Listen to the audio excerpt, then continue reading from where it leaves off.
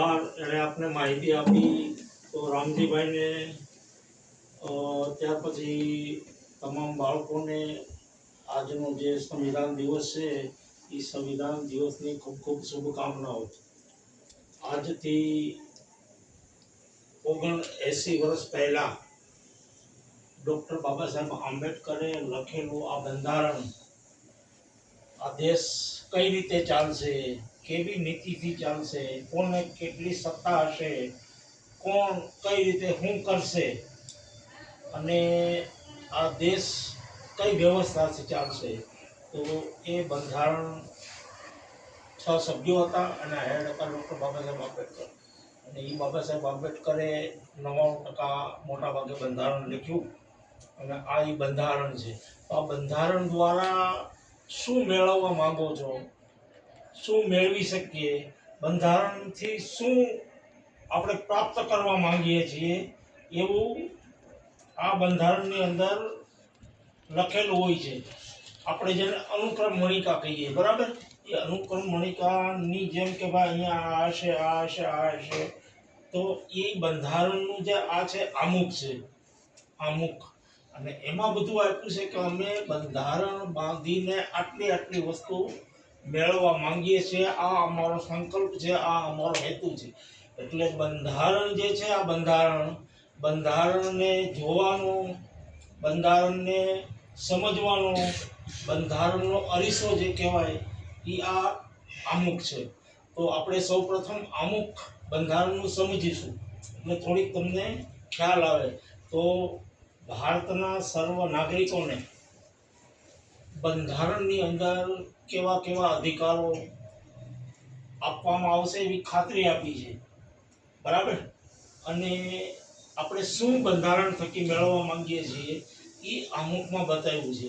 તો હું જે અમુકની વસ્તુ બોલું એ તમારે બોલવાની છે. તો અમુકનું આપણે પઠન કરીશું. શું કરીશું? વાંચન કરીશું. એટલે તમને સમજાય કે આપણે બંધારણમાં જે કાંઈ હક અને અધિકારો આપ્યા છે એ હક અને અધિકારો સમજવા માટેની ચાવી કઈ? તો અમુક છે, બરાબર. તો અમુક હું વાંચું છું, તમે ત્યાર પછી બોલજો. અમે ભારતના લોકો ભારતને એક સાર્વભૌમ સમાજવાદી બિન સાંપ્રદાયિક લોકતંત્રાત્મક પ્રજાસત્તાક તરીકે સંસ્થાપિત કરવાનો તથા તેના સર્વ નાગરિકોને સામાજિક, આર્થિક અને રાજકીય ન્યાય, વિચાર, અભિવ્યક્તિ, માન્યતા, ધર્મ અને ઉપાસનાની સ્વતંત્રતા, દરજ્જા અને તકની સમાનતા પ્રાપ્ત થાય તે માટે તેમ કરવાનું અને તેઓ સર્વેમાં વ્યક્તિનું આત્મસન્માનની જાળવણી અને રાષ્ટ્રની એકતા અને અખંડિતતાની ખાતરી આપતી બંધુતા વિકસાવવાનો ગંભીરતાપૂર્વક સંકલ્પ કરીને અમારી સંવિધાન સભામાં 26મી નવેમ્બર 1949 ના રોજ આથી આ સંવિધાન અપનાવી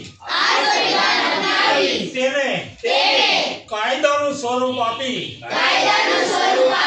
અમે પોતાને અર્પિત કરીએ છીએ. બરાબર. તો આ અમુક એવું કહે છે કે અમે ભારતના લોકો, જેમાં કહેવાય કે we are the people of India, હિન્દીમાં કહેવાય હમ ભારત કે લોગ, ગુજરાતીમાં કહેવાય અમે ભારતના લોકો. આપણે ભારતના લોકોએ આ બંધારણ બનાવ્યું છે.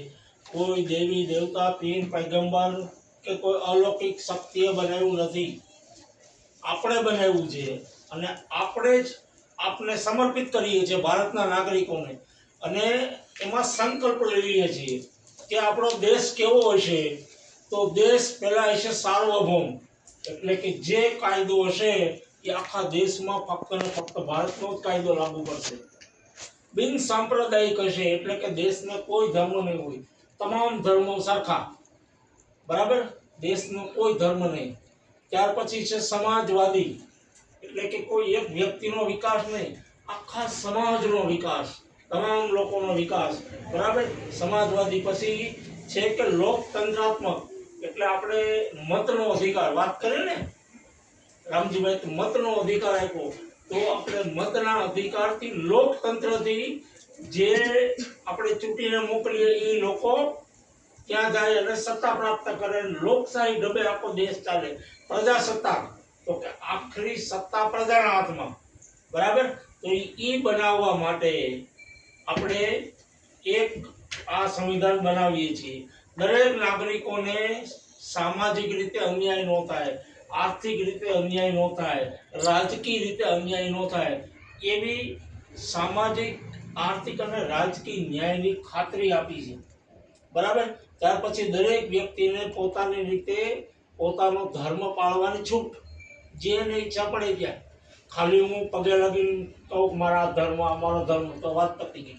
અગરબત્તીને કરીને કરું તોય, ના નમીને કરું તોય, કોઈ પણ રીતે મને મારો ધર્મ પાળવાની છૂટ, બરાબર. એમાં કોઈ પણ સરકાર કે કોઈ પણ વ્યક્તિ દખલગીરી કરી શકે નહીં. પછી વિચાર અને વાણીની અભિવ્યક્તિ, અત્યારે હું તમારી સામે બોલું છું તો હું જે રામજીભાઈ બોલ્યા તો એ મને બોલવાની આઝાદી આપીશ. સ્વતંત્રતા, આઝાદી એટલે સ્વતંત્રતા, બોલવાની આઝાદી મને આ બંધારણ આપે છે. ત્યાર પછી દરજ્જા અને તકની સમાનતા, કોઈ વ્યક્તિ ઊંચો નહીં, કોઈ વ્યક્તિ નીચો નહીં, દરેકને સરખી તક, ભણવામાં, નોકરીઓમાં, બધી જગ્યાએ તક સરખી, બરાબર. એટલે એ સમાનતા, દરેક વ્યક્તિ સાથે સમાનતા રખાશે. કોઈ ઊંચો નહીં, કોઈ નીચો નહીં, એવી રીતે વ્યવહાર કરવામાં નહીં આવે. ત્યાર પછી દરેક નાગરિકોમાં બંધુતા કેળવાય, ભારતની અખંડિતતા જળવાય, એ માટેના આપણે પ્રયાસો આમાં કરીશું. અને એક દરેક વ્યક્તિ, આખા જે ભારત દેશની જે વસ્તી છે એમાં એકતા જળવાય એ માટેનો આપણે પ્રયાસ કરીશું. અને એના માટેનું આ બંધારણ છે. એ બંધારણ બાંધી કાયદાનું સ્વરૂપ આપીને અમને અર્પિત કરીએ છીએ, બરાબર. તો એ બંધારણ જેવી રીતે રામજીભાઈ કીધું, 2 વર્ષ 11 મહિના અને 18 દિવસે બંધારણ બન્યું. 60 દિવસોનો ડૉક્ટર બાબા સાહેબ આંબેડકરે પ્રવાસ કર્યો. સારા જે બંધારણ હતા એની સારી બાબતો લીધી. 64 લાખનો એ વખતે ખર્ચો થયો હતો, 64 લાખ રૂપિયા. અને ભારતનું બંધારણ જે બન્યું, એ ભારતનું બંધારણ અહીંયા જે તારીખ આપી ને 26 નવેમ્બર 1949ના દિવસે સંવિધાન એક સભા હતી અને જુદી 18 કમિટીઓ હતી. એમાં મેઇન કમિટી હતી 6. એમાં જે બંધારણ બાંધવાનું લખવાનું હતું એ ડૉક્ટર બાબા સાહેબ આંબેડકરના વડપણ નીચે 6 સભ્યોની એક કમિટી હતી. એમાં 2 સભ્યો અમેરિકા વહી ગયા, 2 સભ્યોના મૃત્યુ થઈ ગયા, એક સભ્ય સતત રાજકારણમાં રહ્યો. એટલે મોટા ભાગનું 99% બંધારણ ડૉક્ટર બાબા સાહેબ આંબેડકરે બનાવ્યું છે, બરાબર. તો એ જ્યારે 26મી નવેમ્બરે બન્યું એટલે 389 આખી 20 લાખે એક વ્યક્તિ હતા. તો 389 સભ્યોની એક સંવિધાન સભા હતી. અને એ સંવિધાન સભામાં જેવી રીતે રામજીભાઈ કીધું એમ એના વડા હતા સંવિધાન સભાના રાજેન્દ્ર પ્રસાદ. તો એને પછી સુપ્રત કર્યું એ દિવસ. અને એના 2 મહિના પછી 26 જાન્યુઆરી 1950ના દિવસે આ દેશની અંદર 10 અને 18 મિનિટે આ દેશની અંદર આ સંવિધાન લાગુ થયું, બરાબર. આ સંવિધાન આખા દેશમાં લાગુ થયું અને ત્યારથી પ્રજાના હાથમાં સત્તા આવી. એટલે આપણે કેવું કહીએ છીએ, પ્રજાસત્તાક, જેને ઇંગ્લિશમાં કહેવાય રિપબ્લિક.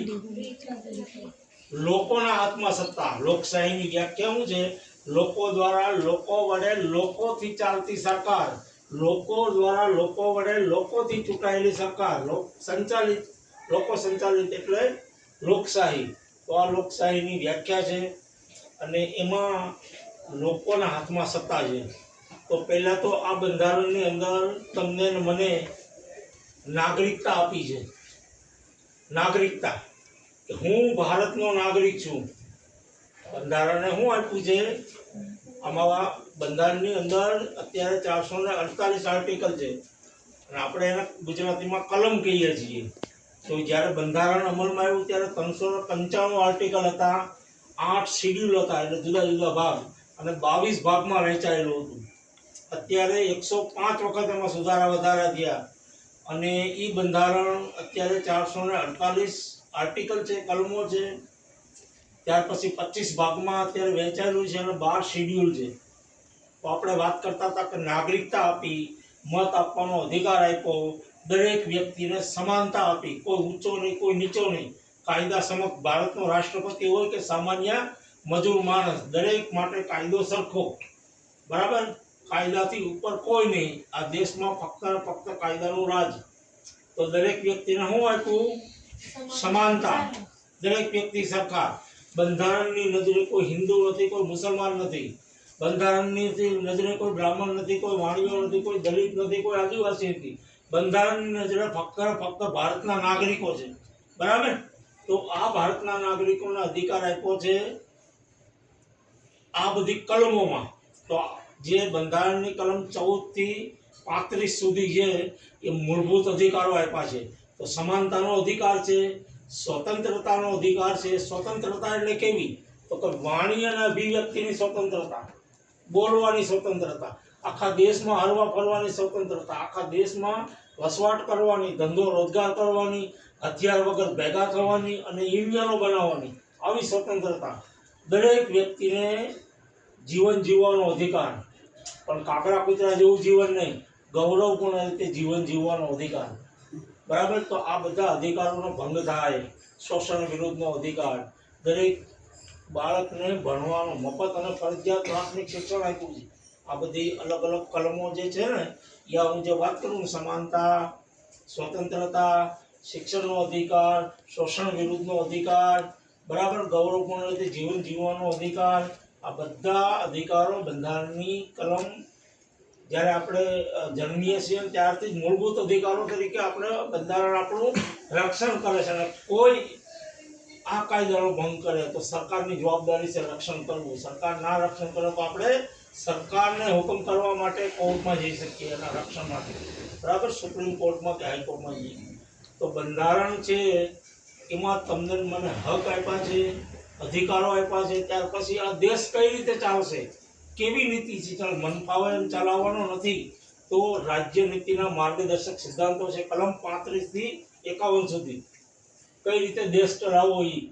ત્યાર પછી કલમ 51A છે, એમાં આપણે નાગરિક તરીકે અધિકાર આપ્યા ને, તો નાગરિક તરીકે આપણી ફરજો પણ છે.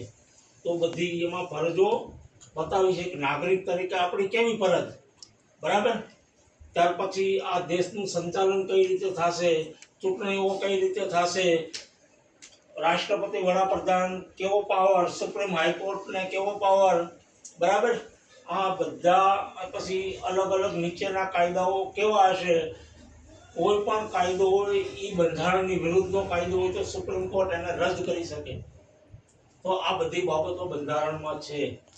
તો બંધારણ આપણે ઘરમાં વસાવવું જોઈએ કે ના વસાવવું જોઈએ? બંધારણ વાંચવું જોઈએ કે ના વાંચવું જોઈએ?